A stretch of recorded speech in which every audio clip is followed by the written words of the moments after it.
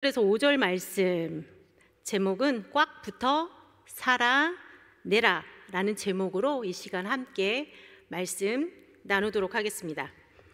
요한복음 15장은 예수님의 고별 설교 중 하나입니다. 요한복음 13장에서 16장까지를 우리가 예수님의 고별 설교라고 말합니다. 예수님은 이제 곧 죽으시고 아버지께로 돌아가실 때가 되었다는 것을 아시고 이제 제자들과 이별을 준비하십니다. 그리고 제자들에게 유언과 같은 말씀을 남기십니다. 나는 간다. 내가 아버지께로 간다. 내가 너희를 위하여 거처를 예비하겠다. 그리고 내가 다시 오겠다라고 말씀하셨습니다. 그런데 제자들은 도대체가 이게 무슨 말인지 알아듣지 못합니다. 너무 당황스럽고 혼란스럽기만 합니다. 그래서 예수님께서 제자들에게 쉽게 비유의 말씀으로 말씀을 나누어 주신 겁니다. 예수님 자신은 비록 육신적으로 제자들과 떨어지게 되지만 영적으로 하나의 연합된 관계다라는 것을 보여주는 대표적인 비유의 말씀입니다.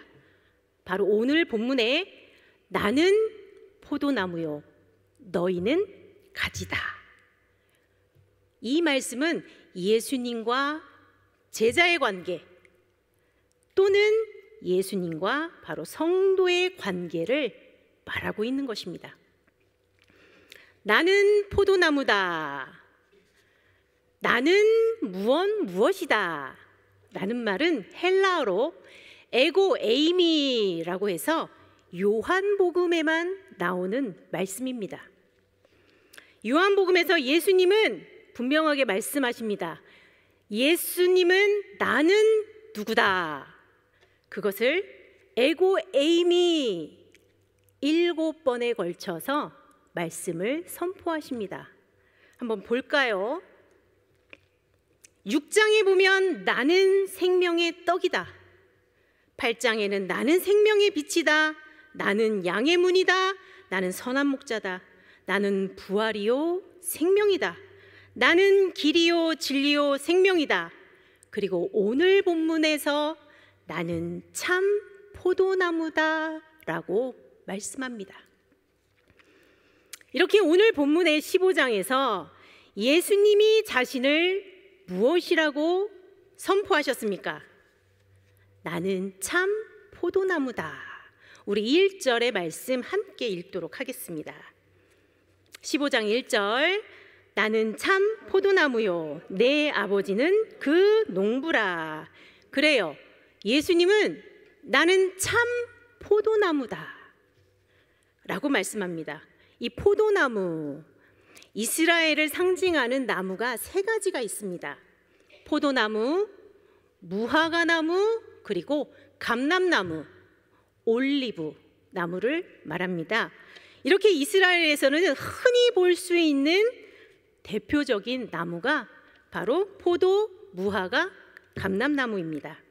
그래서 성경에서도 보면 포도나무, 무화과, 감람나무를 소재로 하는 구절이 참 많이 나옵니다. 특히 오늘 본문의 포도나무와 같이 포도나무가 굉장히 자주 등장하는 소재 중에 하나입니다.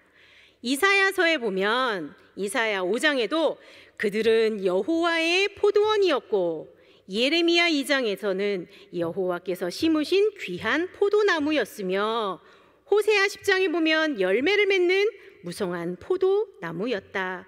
시편 80편에 보면 주께서 한 포도나무를 애굽에서 가져다가 그것을 심으셨다라는 구절들이 있습니다. 이렇게요, 이 포도나무라고 하는 것은 바로 누구를 말할까요? 이스라엘을 상징을 하는 겁니다. 그런데요, 오늘 본문에 보니까 예수님 뭐라고 하시죠? 나는 참 포도나무다. 예수님이 참 포도나무라는 겁니다. 그러면 예수님이 참 포도나무, 진짜 포도나무면 가짜도 있다는 것이 아니겠습니까? 그럼 그 가짜 포도나무는 누구를 말할까요? 이스라엘입니다. 예수님의 이 말씀 속에는 당시 이스라엘의 실상을 지적하고 있는 겁니다. 이스라엘이 가짜 포도나무라는 것입니다. 열매가 없는, 형편없는 포도나무라는 것입니다. 구약의 이스라엘 백성은요, 하나님의 기대에 미치지 못하는 불량한 포도나무가 대부분이었습니다. 하나님은 최상의 가장 좋은 포도, 극상품의 포도를 심었다라고 말씀합니다. 그런데 열매가 없는 불량품, 들포도나무가 되었다라고 말씀합니다. 왜요? 왜 그럴까요? 이스라엘이 하나님께 불순종함으로 우상 숭배로 타락했기 때문에 불량한 포도나무를 맺게 된 것입니다. 그래서 이사야는 뭐라고 말하냐? 포도원이 황무하게 되었다. 예레미야는 이스라엘이 들포도나무가 되었다라고 탄식합니다. 호세아도 헛된 포도나무라고 한탄했습니다. 이스라엘 백성은 하나님께서 기뻐하시는 열매를 맺지 못했습니다. 열매가 없는, 형편없는 포도나무, 바로 들포도가 바로 이스라엘이었다는 것입니다. 그래서 예수님은 오늘 본문에서 선포하십니다.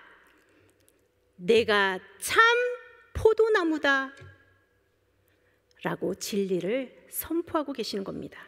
다시 말해, 예수님이 우리에게 참 생명을 주는 포도나무다 라는 영적인 의미를 담고 있는 겁니다.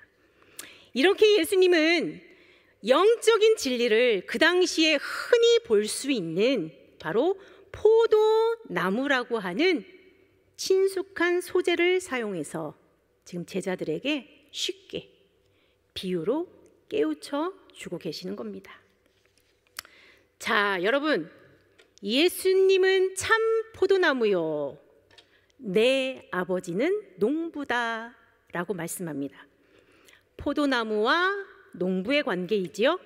내 아버지 하나님은 누구십니까? 농부이십니다. 여러분, 농부는요, 포도밭과 포도나무를 전체를 경작하는 바로 관리자 또한 소유자입니다. 여러분, 농부가 포도나무를 심는 이유는 무엇일까요? 무슨 용도로 사용하려고 농부가 포도나무를 심었을까요? 포도나무는요, 어떤 좋은 제목을 얻으려고 또는 조경수로 사용하고자 하지 않습니다. 조경수라고 하는 것은 정원이나 공원 같은 곳에 아름답게, 경치를 아름답게 꾸미기 위해서 심는 나무를 말합니다. 그러면 이 포도나무는 무엇을 위해서 심는 용도일까요?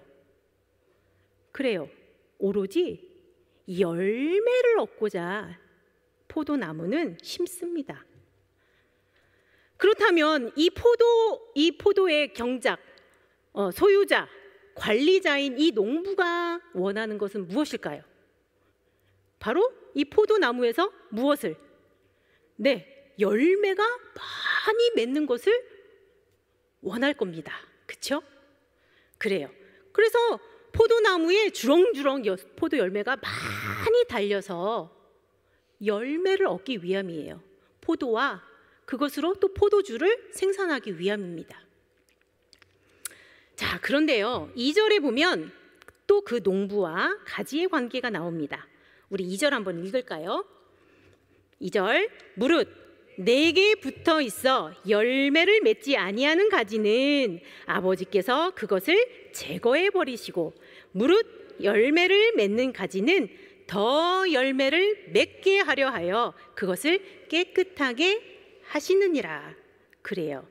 두 종류의 가지가 나옵니다. 열매를 맺지 아니하는 가지와 열매를 맺는 가지가 나옵니다. 자, 첫 번째는요, 포도나무에 붙어 있어도 열매를 맺지 못하는 가지가 있습니다. 자, 여러분, 열매를 맺지 않는 가지는 농부가 어떻게 한다고 말씀합니까? 네, 제거해 버립니다. 나무에 붙어 있는 이 가지는 그럼 누구를 말할까요? 제자를 말합니다. 나무에 붙어 있는 이 가지는 세상 사람을 의미하는 것이 아닙니다. 바로 예수를 따르는 제자를 말해요. 곧 우리를 말하는 겁니다. 그렇다면 여러분, 나무에 붙어 있다고 모두 다 가지는 아니라는 겁니다. 열매를 맺지 못하는 가지가 있다는 겁니다. 나무에 붙어는 있지만 그 가지에 열매가 없다. 그러면 농부는 가차없이 그 가지를 잘라냅니다. 제거해버립니다. 우리 흔히 가지치기라고 말하지요. 가지치기는 왜 하는 겁니까? 저도 집에 식물을, 화분을 한 10종류 가까이를 키우고 있습니다. 반려식물 키우기라고 해서 한때 좀 핫했지요. 코로나 시기에 막 자유롭게 우리가 나가서 외출할 수 없을 때에 한때 반려식물 키우기라고 해서 조금 핫했습니다. 인테리어 효과도 있고 뭐 공기 정화를 위해서도 또 많이들 키우고 있는 걸로 압니다. 집에 초록초록한 식물들이 많으면 어쨌든 기분이 좋지요. 저도 집이 삭막하거나 건조하지 않으려고 또 이 시각적으로도 초록초록한 아이들을 많이 보면 정서적으로도 좋을 것 같아서 그래서 키우기 시작한 게 지금 거의 한 10년 가까이 된 것 같아요. 여러분, 이 식물을 키우다 보면 식물은 물만 준다고 되는 것이 아니에요. 그렇죠? 참 손이 많이 갑니다. 햇빛은 잘 받는지, 병든 애는 없는지, 시든 아이는 없는지, 그렇죠? 확인하고 체크해주고, 때로는 뽑아도 주고, 가지도 쳐주고, 너무 삐죽하게 뻗어나간 또 줄기나 잎도 그때그때마다 또 잘라주거나 이렇게 손질을 해주어야 합니다. 왜 그럴까요? 잎이 너무 무성하거나 줄기가 너무 삐죽삐죽 나가게 되면 그 아이들 때문에 영양분을 너무 많이 잡아먹어서 오히려 그 옆에 다른 아이들까지도 시들고 영양분을 못 받아 건강하게 자랄 수 없기 때문입니다. 그래서 그때그때 필요 없는 가지들은 가지치기를 해주는 겁니다. 그래야 다 같이 건강하게 자랄 수가 있기 때문입니다. 오늘 본문에서 하나님께서 포도나무 정원사로의 일을 하고 계시는 겁니다. 포도나무가 많은 열매를 맺게 하기 위해서는 겨울에는 마르고 시든 가지들을 잘라내 주어야 합니다. 또 봄이 되면 너무 무성하게 쓸데없이 자라난 가지들을 또 잘라서 제거해 주어야 합니다. 이렇게요, 어떤 가지는 시들고 병들어 제거해야 되고, 또한 어떤 가지들은 손질을 해서 다듬어 주어야 한다는 겁니다. 자, 두 번째로 보면 두 번째 가지는 바로 열매 맺는 가지입니다. 자, 열매 맺는 가지들은 어떻게 한다고요? 더 좋은 열매를 맺게 하기 위해서 손질을 한다고 말했습니다.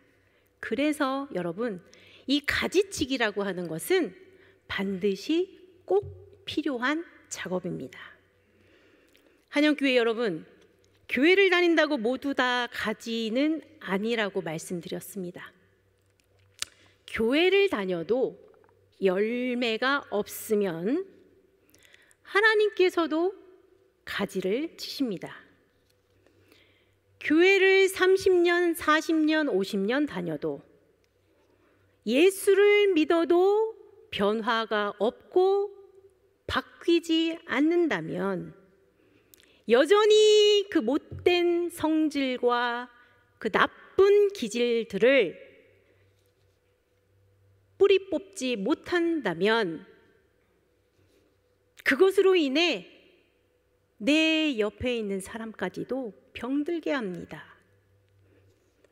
그래서 마르고 시들어 죽은 가지나 삐죽삐죽 얻어 다른 줄기까지 방해하는 이 못된 가지들은 바로 제거를 해줘야 된다는 거죠. 그래야만 여린 가지와 살아있는 가지들이 힘을 받아 더 풍성한 열매를 맺을 수 있는 겁니다. 여러분, 가지치기는 죽이자고 하는 것이 아닙니다. 살리려고 가지치기를 하는 겁니다.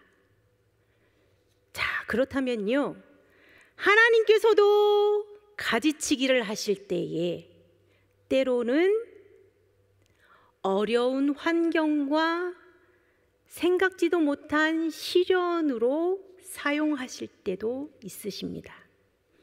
우리 히브리서 11장 12절의 말씀 한번 함께 보겠습니다.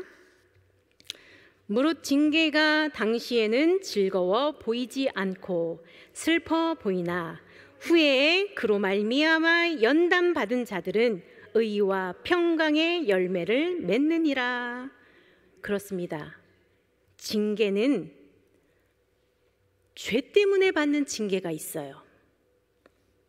또 하나는 연단을 위해 받는 징계도 있습니다.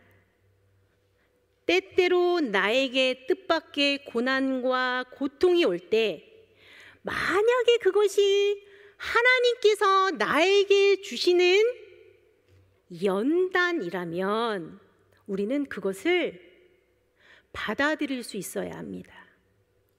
그 사실을 인정해야 합니다. 왜요?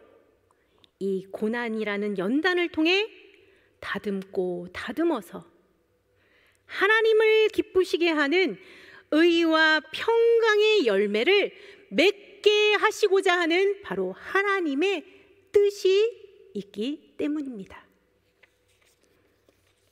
자, 이제 4절 한번 볼까요?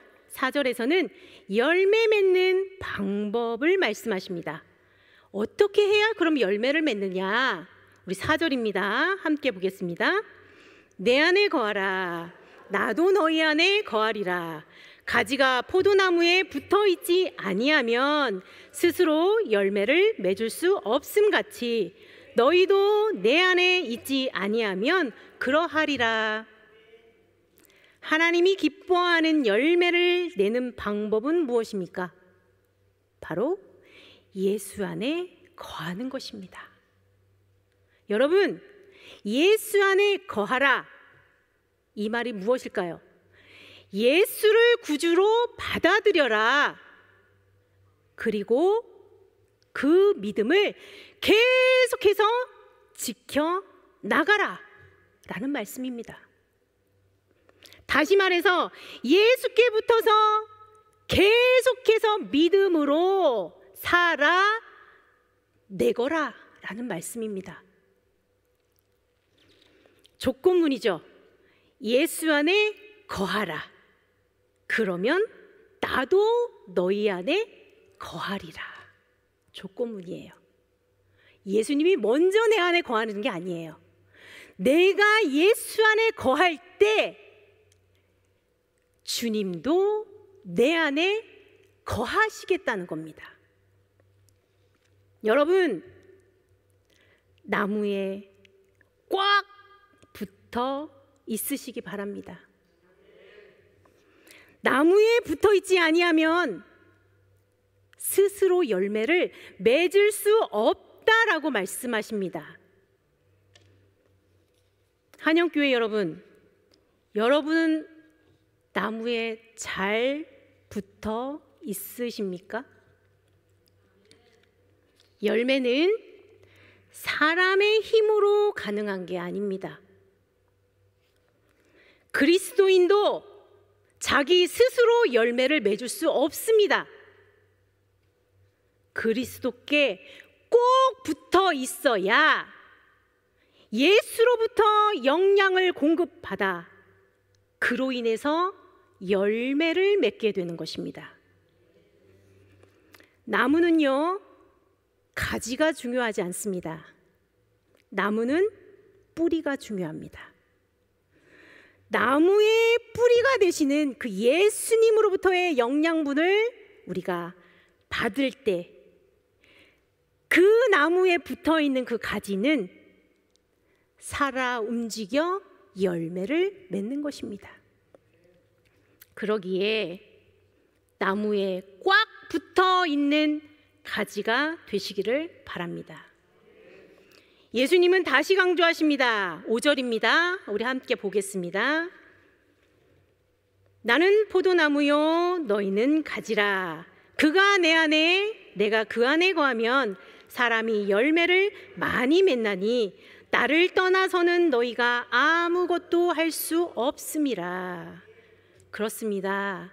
우리가 예수 안에 거할 때 열매도 맺지만 우리가 예수를 떠나서는 예수에서 떨어져서는 우리가 아무것도 할 수 없다는 겁니다. 우리는 아무것도 아닙니다. 여러분, 예수님과 관계가 없는 사람은 죽은 가지입니다. 영적으로 죽은 상태입니다. 예수님의 제자 중에서도 가룟 유다는 예수님과 함께 했던 제자입니다. 가지와 같아 보였습니다. 그런데 그에게는 하나님의 생명이 없었기에 예수님과 동고동락을 했음에도 그는 죽은 가지와 같이 되고 말았습니다. 하나님이 기뻐하시는 열매는 무엇입니까? 성령의 열매라고 말합니다. 우리 갈라디아서의 말씀 한번 볼까요? 갈라디아 5장 22절에서 23절 말씀. 오직 성령의 열매는 사랑과 희락과 화평과 오래 참음과 자비와 양성과 충성과 온유와 절제입니다. 그렇습니다. 바로 이 성령의 9가지 열매. 내 삶에 성령의 열매가 있습니까? 아니면 열매 없이 잎만 무성하게 삐죽삐죽 자라고 있지는 않습니까? 영적으로 죽은 가지 되지 맙시다. 마지막으로 8절 보니까요, 제가 읽겠습니다. 8절에 너희가 열매를 많이 맺으면 내 아버지께서 영광을 받으실 것이요 너희는 내 제자가 되리라 라고 8절에 말씀합니다. 그래요. 우리가 열매를 많이 맺을 때 우리는 예수님의 참 제자가 된다고 말씀합니다. 한영교회 여러분, 이제 말씀을 마무리합니다. 예수님은 참 포도나무요 하나님은 농부이십니다. 그리고 우리는 가지입니다. 예수께 꽉 붙어 있는 열매 맺는 가지가 되시기를 바랍니다. 내 안에 거하라 말씀합니다. 우리가 예수 안에 거할 때 비로소 열매를 얻습니다. 성령의 열매가 맺어집니다. 그러기에 예수께 꽉 붙어 계속해서 믿음으로 이겨내시고 살아가시기를 바랍니다. 그럴 때 우리에게 성령의 열매, 바로 극상품의 최고의 좋은 열매, 그 최고의 좋은 열매를 맺어가는 정말 예수님의 참 제자가 저와 여러분이 되기를 간절히 축원합니다. 기도하시겠습니다. 주님, 그렇습니다. 주님은 참 포도나무요, 우리는 가지입니다. 주님, 열매 맺는 가지가 되기를 소망합니다. 참 포도나무이신 주님께만 꽉 붙어서 열매 맺는 삶을 살아내기를 원합니다. 매일 계속해서 우리가 믿음으로 주님을 고백하며 믿음으로 살아내도록 주님 도와주시옵소서. 때로는 어려운 환경과 시련으로 우리를 연단하실 그때에도 우리에게 열매 맺게 하시려는 하나님의 뜻임을 깨달아 알게 하시고, 하나님의 손에서 날마다 다듬어지고 만들어져 우리의 성품과 기질이 성령의 열매를 맺어가는 극상품의 좋은 열매, 주님의 참 제자 되도록 도와주시옵소서. 내가 주님 안에 거하고 주님 내 안에 거하여 주시기를 소망하며 예수님의 이름으로 기도합니다. 아멘.